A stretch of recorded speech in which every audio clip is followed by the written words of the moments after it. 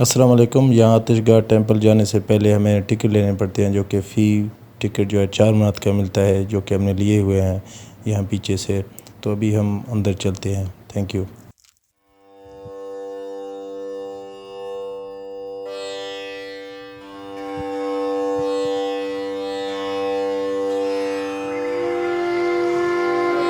آتش گاہ مندر ایک پینٹاگون ڈھانچہ ہے جس کے 7 داخلی دروازے ہیں اور باقی دروازے بند ہیں، اور ہیکل کے مرکز میں مینار ہوا کرتے تھے۔ اتار کے وسط میں ایک کنواں جہاں سے جلتی گیس نکلتی ہے جس سے روشنی آتی ہے، جو کہ اب بھی چل رہی ہے۔ کچھ لوگوں کا کہنا ہے کہ یہ آگ 17ویں صدی سے جل رہی ہے، جس کے اوپر پتھر رکھے ہوئے ہیں، مگر حقیقت جاننے کے بعد پتہ چلا کہ ان کی موجودہ حالت سیاحوں کی توجہ مرکوز کرنے کے لیے اس میں مصنوعی آگ لگائی گئی ہے۔ 17ویں اور 18ویں صدی میں اسی مندر میں ایک بہت بڑا گڑھا تھا جس سے آگ نکلتی تھی۔ اسی آگ سے ہندو اپنے مردہ لاشوں کو جلاتے تھے۔ 19ویں صدی کے وسط کے دوران سطح کی حرکت کی وجہ سے قدرتی گیس ختم ہو گئی۔ اس وقت کے ہندوؤں کا کہنا تھا کہ ہمارے گناہوں کی وجہ سے ہمارا خدا ہمیں چھوڑ کر چلا گیا، یعنی کہ آگ بند ہو گئی تھی۔ آتش گاہ ٹیمپل کو ابدی آگ کا مندر بھی کہا جاتا ہے۔ اس جگہ کو دنیا کے تقریباً 80% ممالک جانتے ہیں۔ سرخکانی، جو کہ باکو شہر کا ایک مضافاتی علاقہ ہے اور باکو شہر سے 50 کلومیٹر دور ہے، یہ علاقہ فطرت کے رجحان اور قدرتی گیس کی وجہ سے کافی مشہور ہے۔ زمین کی پرت سے جب گیس نکل کر زمین کی سطح پر پہنچ جاتی ہے تو آکسیجن سے رابطہ کرتی ہے تو گیس چلنے لگتی ہے۔ تاریخ میں درج ہے کہ یہ جگہ زرتشتوں کا مقدس مذہبی مقام تھا، جو کہ آگ کی پوجا کرنے کے لیے استعمال ہوتا تھا۔ یہ ناقابل فہم آگ ان کے لیے ایک صوفیانہ اہمیت کی حامل تھی۔ اسی وجہ سے وہ آگ کی پرستش کرتے تھے۔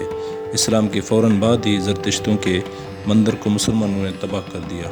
زرتشت باکو کو چھوڑ کر ہندوستان چلے گئے، جہاں انہوں نے آتش گیر پوجا شروع کی، لیکن بعد میں 15ویں سے 17ویں صدی کے دوران آگ کے پجاری تجارت و ہجرت کرنے کے مقصد سے آبشرون آئے۔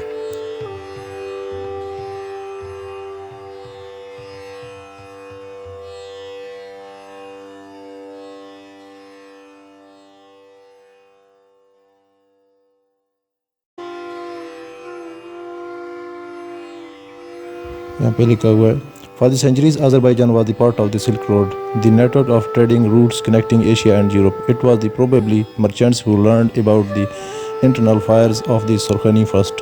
The temple of Atishgah was rebuilt by fire worshippers from different countries, including India, at the end of the 16th and beginning of the 17th centuries, and it continued to grow and functions until the 19th century.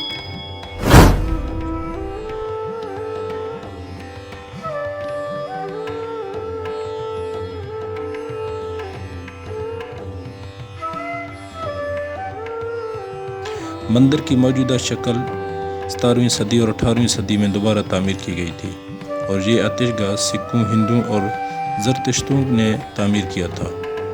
آتش گاہ temple Baku کی تاریخ بہت دلچسپ اور اس سے بھی لمبی ہے۔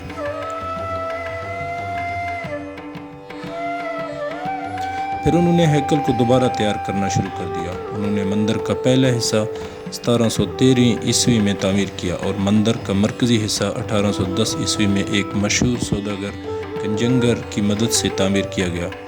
18ویں صدی کے دوران مندر کی مزید تعمیرات، چیل، خلیات، کاروان سرائی اور دیواروں کی مرمت کر کے شامل کیا گیا۔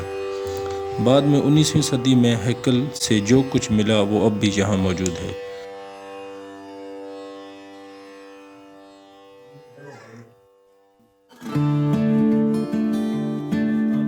آتش گاہ مندر کے اندر اب بھی بہت سارے کام جاری ہیں۔ قدیم روایات سے لطف اندوز ہونے کے لیے بہت سارے کمرے بنائے گئے ہیں۔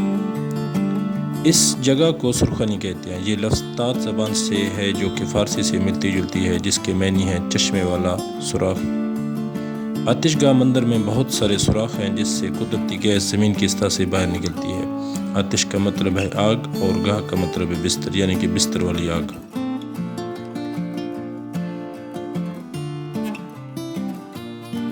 آگ کا مندر باکو ایک مقدس مقام کے طور پر سمجھا جاتا ہے، اور بہت سارے تاریخ دانوں نے اس جگہ کا دورہ کیا، جس میں انانیا، سراکشی، ارمانیائی جغرافی نگار شامل تھے۔ انہوں نے لکھا کہ زرتشترین آگ کے سب سے پہلے پجاری تھے جو آگ کی پوجا کرتے تھے۔ اس وجہ سے زرتشتہ کا ہیکل بھی کہا جاتا ہے اور پورا خطہ سلطنت فارس کا حصہ تھا۔ ایک بار جب یہ خطہ اسلام کے اثر و رسوخ میں آ گیا تو زرتشت مکمل طور پر ختم ہو گئے تھے۔ 18ویں صدی میں ایک بار پھر سکھوں، زرتشت اور ہندو باکو میں تجارتی قافلے کے سلسلے میں واپس آنے لگے۔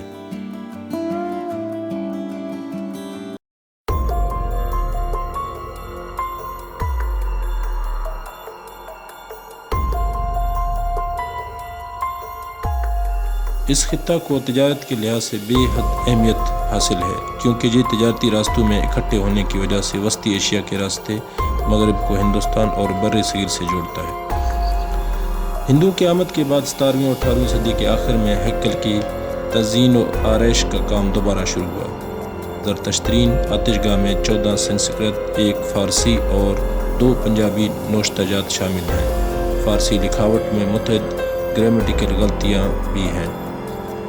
فائر ٹیمپل باکو میں سنسکرت کے 2 نوشتہ جات شامل ہیں، بھگوان گنیش اور بھولا جی سے تعلق رکھتے ہیں، جبکہ دوسرا شیو کی بدعت کے طور پر سمجھا جاتا ہے۔ شیو بھگوان کے ذریعے ایجاد کردہ نوشتہ جات میں سورج کے سواستیکا اور نقش شامل ہیں۔ ابراہیم ویلنٹائن ولیمز جیکس کے مطابق یہ تحریر 1668 اور 1816 عیسوی کے مابین لکھی گئی تھی۔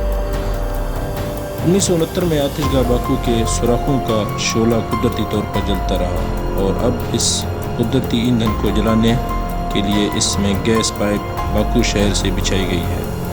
1998 زرتشترین آتش گاہ کو یونیسکو کے ذریعے عالمی ثقافتی ورثہ کے طور پر درج کیا گیا ہے۔